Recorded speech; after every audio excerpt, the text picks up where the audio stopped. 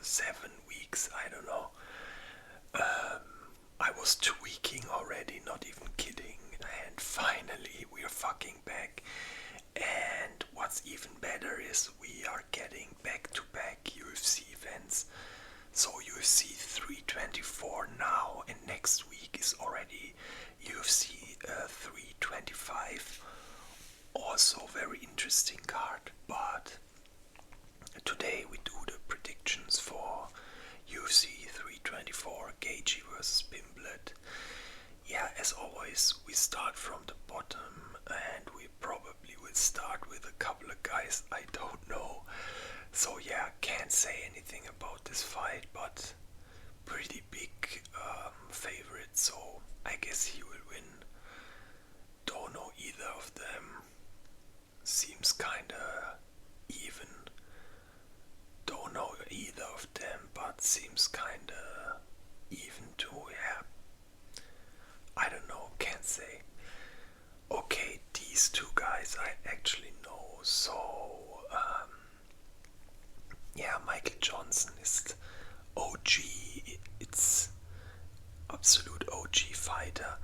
I kinda hated him for a while because he said really, really disgusting things to Gaethje when they fought way, way long ago. But he kinda grew on me, to be honest, and it's like a classic gatekeeper type of fighter, and not only is he a gatekeeper, but the fights are always entertaining and almost always end in a finish. Either he gets knocked out or he sleeps someone. Let's check for a second. Oh wait, he's on a 3-fight winning streak. That's actually crazy. I guess that's why he got Alex. Okay, and what was it? Oh, this was even a decision, and this too. Why? Why did I have in mind that he got a lot of KOs? Decision. I don't know. Okay, then I was kind of wrong. But anyway, entertaining fighter. This guy, super solid. I feel like he's very technical, very disciplined, and when he lost, it usually was like a dumb mistake and stuff like that. But also on a 3-fight winning streak, 4 even. Okay, not bad. I remember there was one fight where I thought he got robbed. I can't remember anymore. Anyway, so yeah, this guy is also pretty legit and still young. Johnson is older. I mean, I see Johnson knocking him out maybe, but I feel like Hernandez will just be disciplined and just outfight him basically. Yeah. Alex Perez versus Charles Johnson. Charles Johnson, keep this guy on the radar. I think this might be a future big star or contender or whatever. He beat Joshua Van, for example, which is crazy. The journey of Van. Oh my god, this fucking UFC side. Look, he beat him July 20, like 1.5 years ago, and now Van is champion. That's also crazy. But yeah, that was a pretty solid win. Win. 1 loss, again win. This guy's insane. I really like him. Big, tall guy, pretty slim, but also slick. And Alex Perez, this guy is pretty old. I think he lost a couple of fights also. Bro, this side. Lost, won. Lost.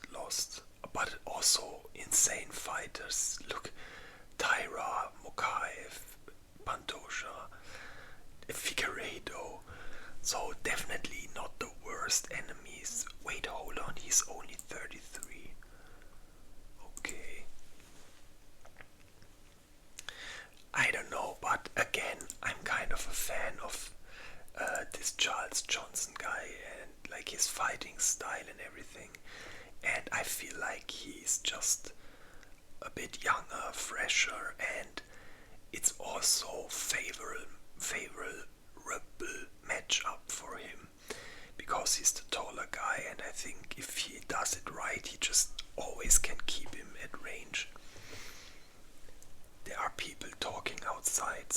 hear them. I'm sorry.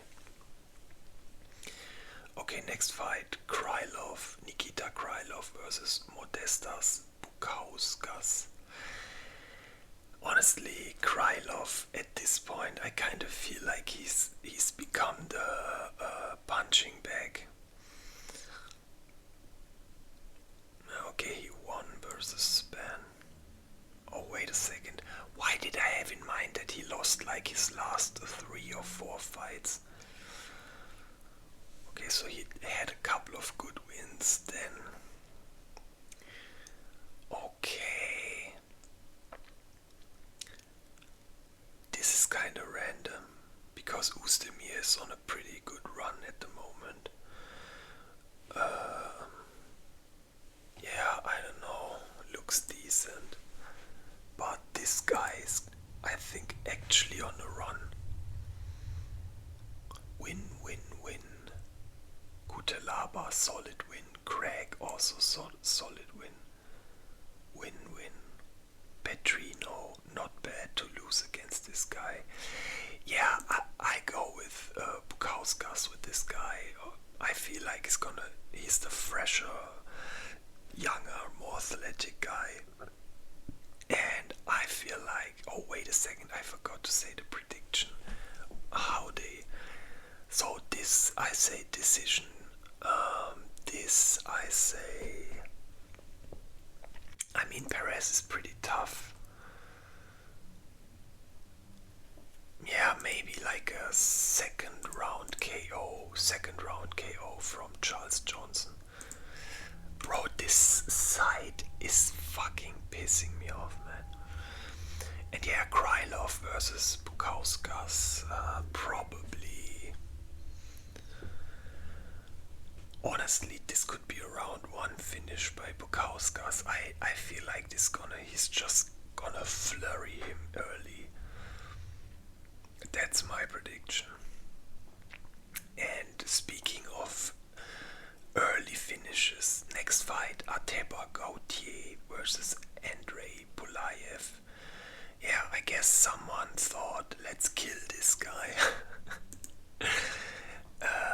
Because Gautier is on another fucking level. Yeah, like this guy is 1-1. 28 years. And Gautier, bro, like I hope we're not overhyping him and he starts getting cocky.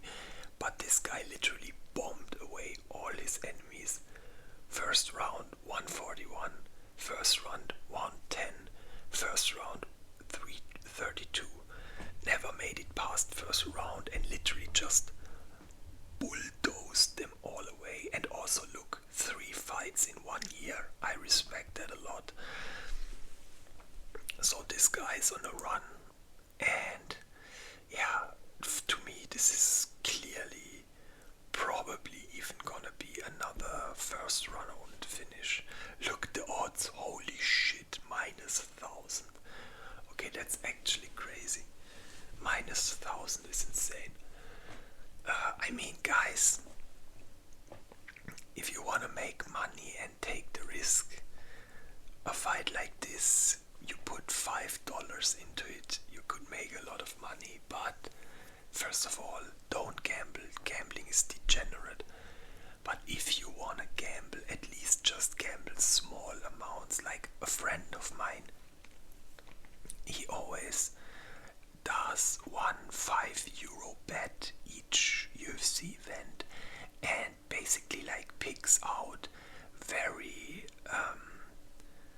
how do you say, what's the word, like occasions that are unlikely to happen, and they of course have less higher odds but bigger payouts. So he would go for like let's say, for example, a fighter never knocked someone out in his career, then betting for a knockout of this fighter will have lower odds, so you probably will make more money. Yeah, just so you know. But again, don't gamble. Gambling is degenerate. if you're gonna gamble, I would rather gamble on this guy, even though you won't get any money, really. But yeah, I'm really hyped for this guy. What is it, middleweight? Like, you could do interesting matchups if he would win. Some top 15 guys, maybe even. Anyway, next fight. Wait, this is still prelims. Okay, crazy. So we got Umar Nurmagomedov versus Stevenson Figueiredo in the prelims. This is crazy. I'm curious what the top fights are. Haven't watched the event at all yet. I don't even know the fights. So I'm going in blind. Yeah, so Umar versus Stevenson Figueiredo. Oh my god, hold on. The odds are even bigger. Minus 1,400. Okay, honestly, that's almost kind of disrespectful. Like, don't get me wrong. I would have instantly picked Umar too, but minus 1,400, that's actually crazy. But I don't know how these odds work anyway, because I think it's also influenced by what people are betting. So technically it could also be just the one guy having much more fans betting for him, which basically changes the odds. Anyway, so yeah, to me this is funnily enough, I think this was a fight I even suggested in my matchmaking video. Not 100% sure, but I think, or at least I mentioned it, and while mentioning it I already said that it's highly unlikely that Figueiredo would win this matchup, but that it would make sense, and looky look, they did it. But yeah, the odds clearly say what I would say too. Umar is gonna beat him 100%. Could be a decision win.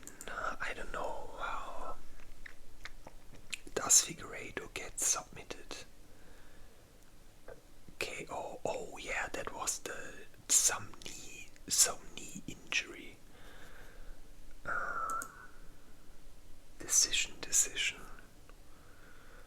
Submission decision. So he doesn't really get finished. If he loses, he usually just goes to a decision. It's a 3-round fight. Honestly, I will go with Umar by decision here.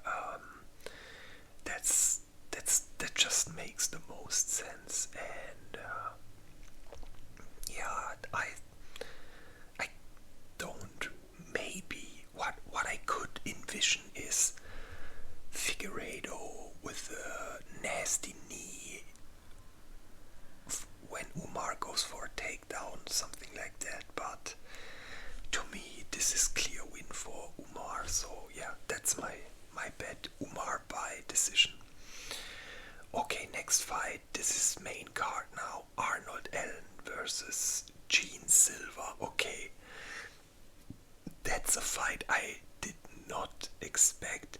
I think I also did a matchup for Arnold Allen, but I can't remember. I can't remember who I chose for him. But yeah, it wasn't Gene Silva, pretty sure. Because last Silva fight, I think it was a fight night event, and the last UFC event he fought at, I wasn't even making these videos yet. So anyway, yeah, Arnold Allen, I'm a big fan. He has a very cool fighting style, very aggressive.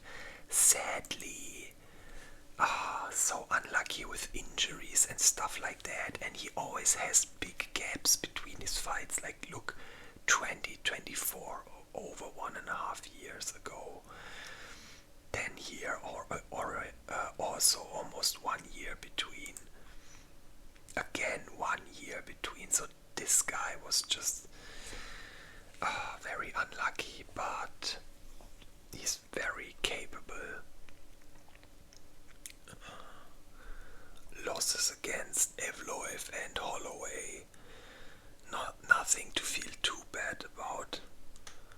One versus Hooker. Wait, Hooker fought in featherweight. Okay, didn't even remember. Cater, yeah, solid wins. This is a very interesting one. I like this one, but honestly, man, this Gene Silva guy. First of all, this guy has autism or something. Like, look, there's the picture. That's exactly what I meant. I hope you can see it in the video, because I cut out only a portion of my screen to be recorded by OBS. But yeah, this guy is autistic, but in a funny way. And this guy bulldozed everyone, and even the loss against Lopez, he got fucking wrecked. Round one, complete destruction. And honestly, I think almost nobody would have even slightly came back from getting battered like this in round one. And then round two started, and I low-key kind of felt like the tables are turning, and Silva had him a bit, and then he got reckless, chasing Lopez, and Lopez hit him with a beautiful spinning elbow, and then it was over. But honestly, man, Gene Silva could have easily won that fight also. So even though I kind of want Allen to win, because I don't know, man, this guy's just cringe. He's funny because of his autism, but I don't know, he's just cringe. But he's insane fighter and violent as fuck, this guy. Like, I don't know which fight it was, but he like just throws with such bad intentions. I can't describe it. Like elbows to the ribs when he's being taken down and stuff like that. They just look so damaging. So yeah, to me this is gonna be Gene Silva finish round one. Honestly, Gene Silva round one.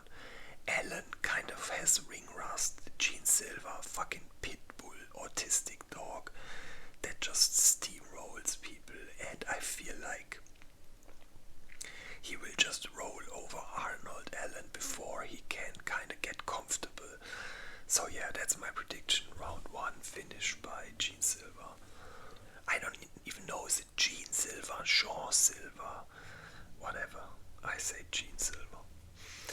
Okay, next fight on the card, Natalia Silva versus Rose Namajunas. I mean, Rose used to be, like, people called it a goat here and there. What is this? Oh, some car just braked and it squeaked. Yeah, she's always dangerous, always, like, such a technical, very, very technical fighter, but I think she dropped Trevor Whitman, which to me is the best coach in the game. Trevor Whitman, if you don't know him, go look him up, read or watch something about him. This guy is like a five-head Yoda kind of trainer. Very, very good trainer, and he even made his own glove which could prevent eye poking, and he would have given the UFC the patent, or is this how you call it? But the UFC was like, nah, we want to completely own it or fuck you. So yeah, but this guy's super intelligent and super good coach. Gaethje, he coaches Gaethje, Sandhagen, Usman, Kamaru Usman. Who else joined recently? Oh, I forgot, man. Bahamondes. No, I forgot. Sorry, I don't know anymore. But yeah, she dropped him, and since then she kinda was on a downwards trend, even though still she picked up a couple of wins, but not like, first of all decisions. And that would be, for example, one of those bets you could do. submission or something. That would be one of those very, very slight odds only. Whatever. So yeah, I mean the wins she picks up is versus okay or more like can fighters, and the like very good fighters at the moment she loses to them. I don't know. Yeah, that was her peak time. This time. That's when she was with Trevor Whitman. This. I think maybe even this fight. And then I think when she switched, maybe since here she switched, but I'm not sure anymore. Whatever. But yeah, Natalia Silva, this girl is on a fucking run and she looks ultra solid. Like look who she beat: Grasso, Andrade, Araujo. Yeah, like what the fuck is this? 1, 2, 3, 4, 5, 6, 7 fight winning streak, and this to me is like the most convincing one. Grasso, man, she beat Valentina Shevchenko, so this girl probably is the second best in the division. So yeah, to me, I mean there is the possibility, but I feel like Natalia Silva, the momentum is on her side. She's younger, she's hungrier because she never had the title. 7-fight win streak, and the odds also say -400. So honestly, to me, this will be Natalia Silva decision win. That's my bet. Okay, next fight: Waldo Cortez Acosta. Where's Waldo? Versus Derek Lewis. Oh yes, Derek Lewis. We see Derek Lewis back. So this guy, I mean, he is on a pretty solid run, not gonna lie. First round KO versus Gaziev, which I think he was the underdog in. This one, guys, I don't even want to talk about it because it's not his fault, but the referee had like Down syndrome or something, because he clearly ended the fight and then later like pretended he didn't even end the fight, and this guy probably had like an adrenaline crash after thinking he won. And yeah, it's very hard to come back to. Lost to Pavlovich. 1-1-1. I mean, solid run. Losing to Pavlovich is nothing too bad. And Derek Lewis. Oh yeah, I remember this one was solid. This too, yeah, this was a classic. I'm so happy Volkov beat this guy. That was the random ass flying knee, I remember that. I don't know, man. I mean, Lewis, if there's one fighter where everything can happen, then it's Derek Lewis, honestly. Like, this guy got battered by Volkov for 5 rounds and then just knocks him out suddenly, literally out of nowhere. And then again, hits someone with a flying knee in heavyweight. You know, this guy is always good for a surprise. But man, this Waldo, first of all, he's old. Derek Lewis is old. He's been in a couple of battles, got knocked out a couple of times, took a lot of punches, and yeah, just was in a lot of wars. And Waldo Cortez is on a pretty good run. Momentum is there, quick hands, good counter striking also. Like, I think it was versus him where he got pushed back and you almost thought, okay, is he losing? And then suddenly, boom. How old is he? Oh wait, 34. Okay, I thought he's younger.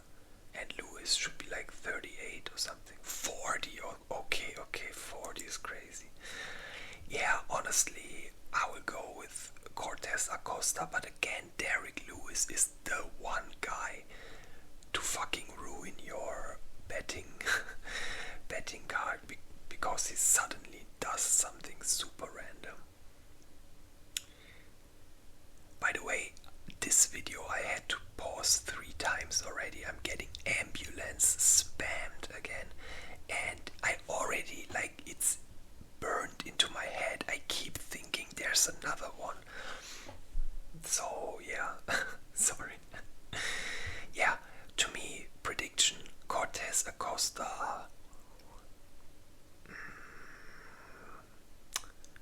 Round 2 KO. Okay, next fight. Sean O'Malley versus Song Yadong. Wait a second. Oh yeah, the Nunes fight got cancelled. That's kinda sad. Like, this Paramount card for the first event ever on Paramount. Honestly, this is kind of a shit card, to be honest. It's not bad, but I don't know, feels a bit lame. Whatever, Sean O'Malley versus Song Yadong, striker versus striker, very hyped on this one. Sean O'Malley, cringe as a person, but always fun to watch as a fighter. Song Yadong, solid guy, good at everything. Doesn't have like the star power that Sean O'Malley has, but definitely a solid fighter, and this fight is either Sean O'Malley just picking him apart for 15 minutes, or we actually do see Yadong kind of overpower him. Maybe, I don't know if this guy has good ground game.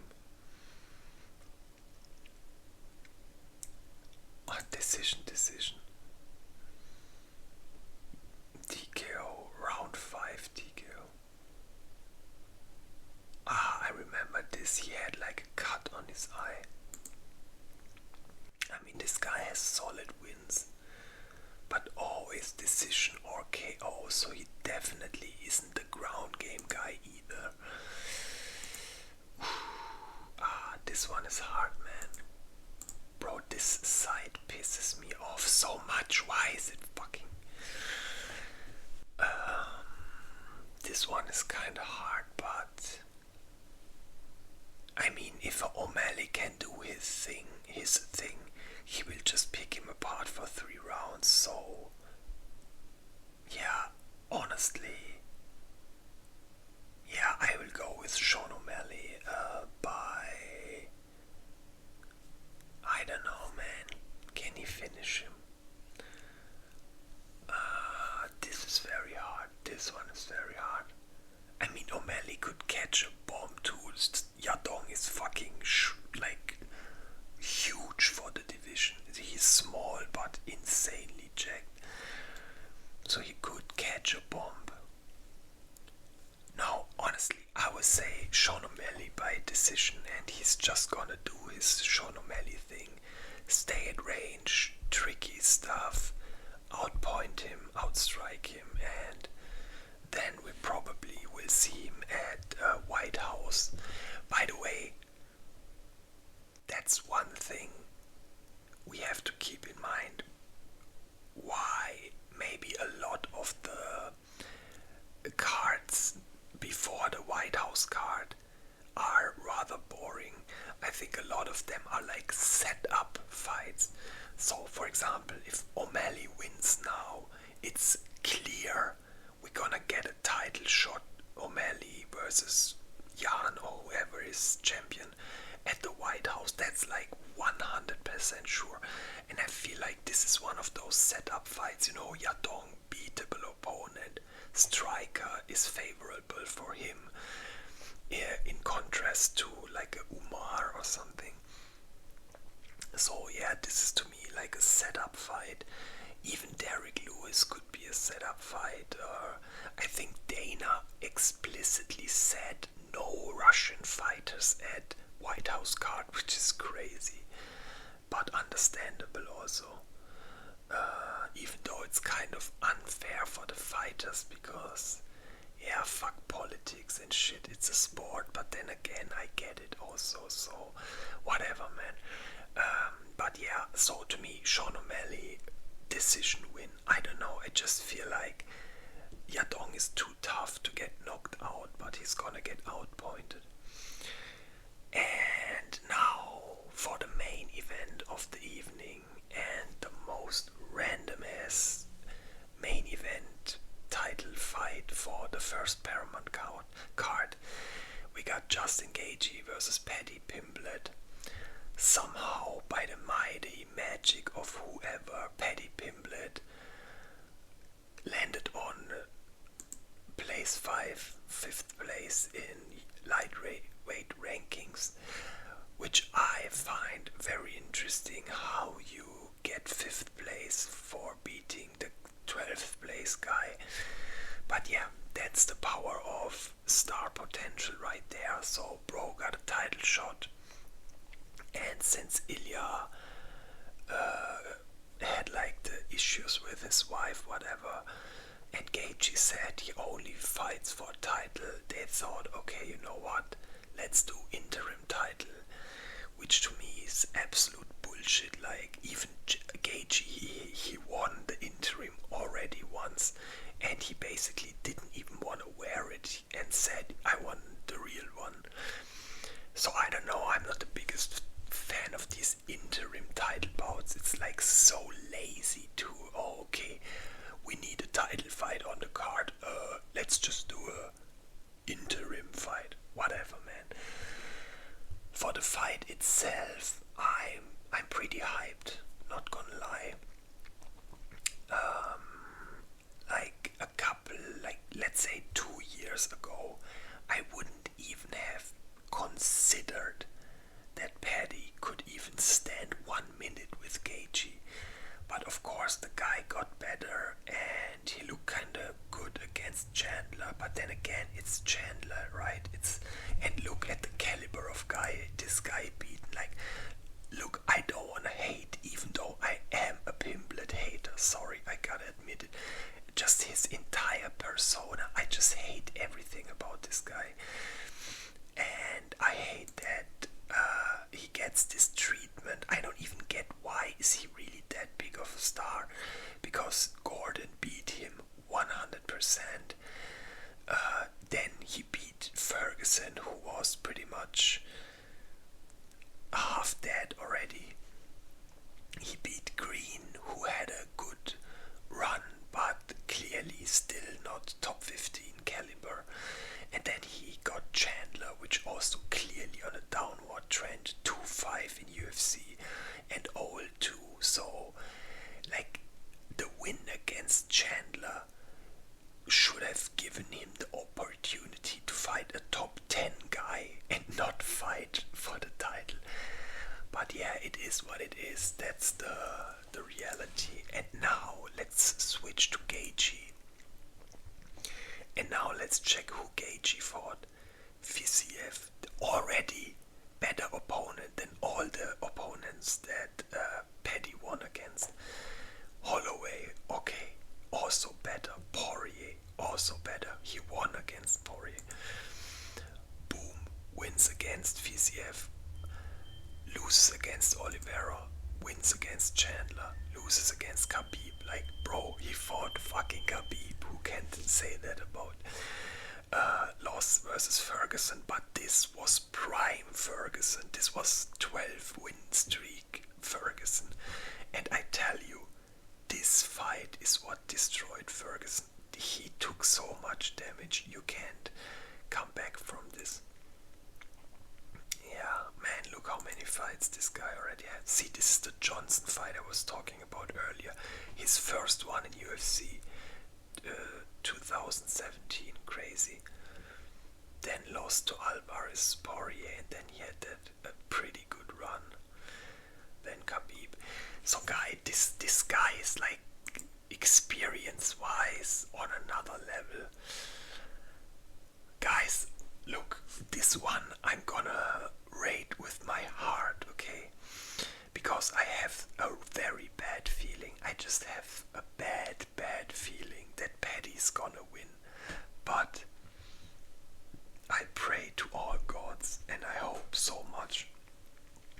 Justin knocks his bowl cut ass out, because I can't stand this Paddy Pimblett guy. Sorry if you like him, it's nothing personal. This guy's just not my style at all. And he also seems kind of fake as fuck, but whatever. So Justin, please get it together and fucking knock this guy out. But I could also see it go in the later rounds, because like Gaethje can go 5 rounds easily. Again, my gut feeling says Pimblett. I don't know why, but I rate this one with my heart and my hopes, and I would say Justin Gaethje wins by TKO in round 4, because Pimblett starts to gas after round 3. That's my prediction, and then Gaethje is just all over him and TKOs him at the fence or something like that. Yeah, but I'm really hyped for this fight. Really hyped. And even though it's a very mediocre card, I'm still happy that UFC is fucking back, and we got we got some heavier weight classes too, so might be a couple of knockouts. We got a pee break here. No, just kidding. So guys, sadly that's it already. I hope you enjoyed my breakdown and my predictions. Tell me in the comments what are your predictions? Which fight are you most hyped for? Do you think Gaethje will win or Pimblett will win? Do you like the card? Do you think it's not enough for the first Paramount Plus event? Because I think it isn't enough, but maybe again because of the impending White House. No, is this incoming, impending? I don't know, one of these words. White House card. I guess they wanna save some fighters too and set up different ones. So yeah, and we get back-to-back events. Like, let me see, how can you see the other events? So we got next week directly. Look, next week already. Oh my god, thank you. We got Volk vs Lopez, and there are some fucking bangers on here. This card is 100% better than the 324. Banger, ultra banger, ultra banger, ultra banger. Tuivasa back, also banger fight. Oh, we got Killen Saul killed back, the fuck guy that flatlined Hakparast. Junior Tafa, Cody Brundage. Yo, this card is fucking stacked. Oban Elliott, this guy's also insane. This guy's only called Yisa. Sounds like a character